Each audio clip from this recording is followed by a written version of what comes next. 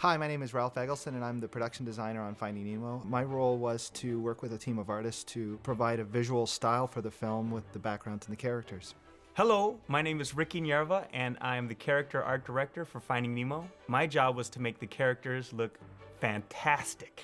Hi, my name is Robin Cooper, and I was the shading art director on Finding Nemo. And my job is to make Ricky's characters look even better by addressing the surface qualities of those wonderful characters, and also the surface qualities of all other items in the film.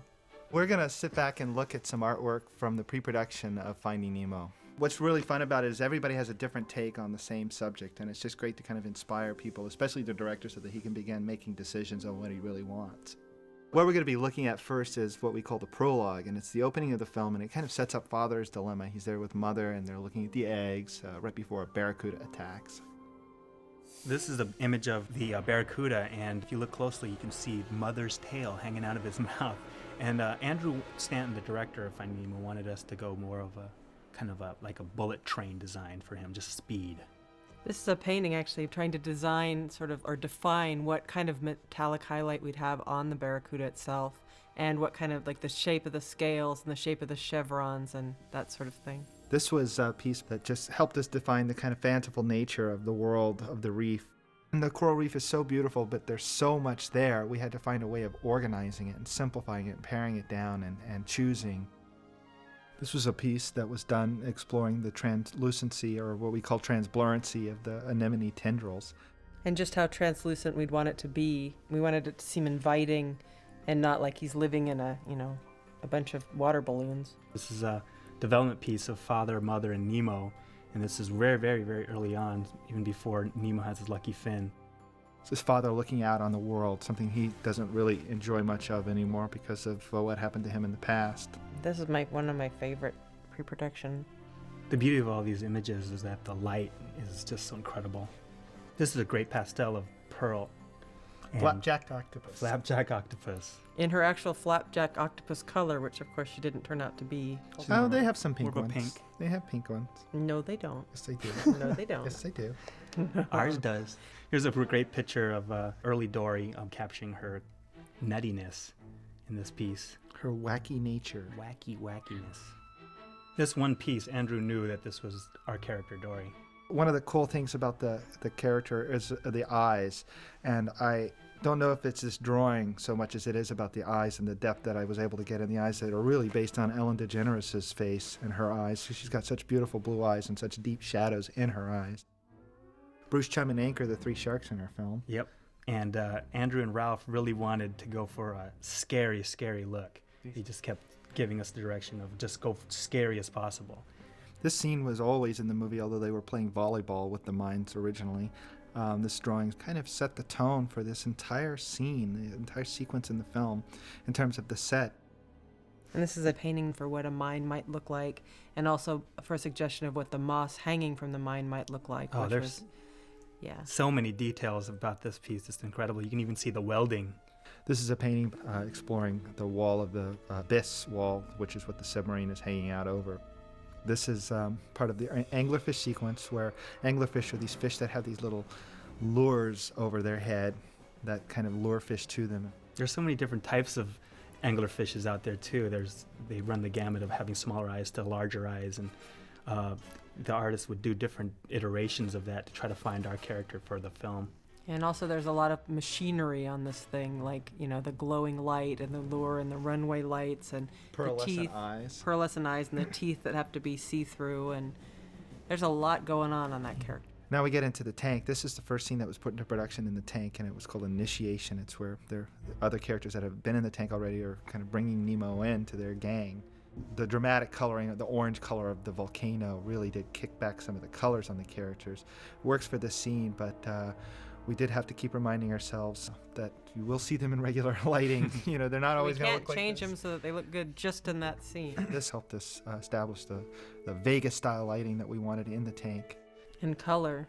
There's lots of color there. Lots of pretty images. That was one of the funny things, is that we wanted the entire world of the dentist office to seem antiseptic and drab, except for the tank. Everyone remembers the toy chest after you get your examination from the dentist, and You know, we just try to get all those little details in there. If you look closely in the movie, you can see a Buzz Lightyear hanging out there. This is Gil. The essence of the character was story-driven and character-driven. We knew the voice was Willem Dafoe. It really helped us nail it. One of the hardest things about Gil was trying to make that long dorsal fin look really beautiful. The drawing exploring a character named Peach. Jacques is a snail. Escargot. Escargot. The final design of Jacques, he really captured that kind of quirky French attitude in a little cleaner shrimp. The antiseptic nature of the exam room in the dentist office. Also the waiting room. In both cases, we wanted to keep the waiting room warm and friendly, and then the exam room very antiseptic, just like a dentist office might be. What we call the trench. A little squishy. The entire jellyfish scene is one of the earliest put into production, but one of the longest in production. It's about 8 months worth of work between the design and the camera work and the layout and the crowds. I think in a few shots there's 6,000 jellyfish.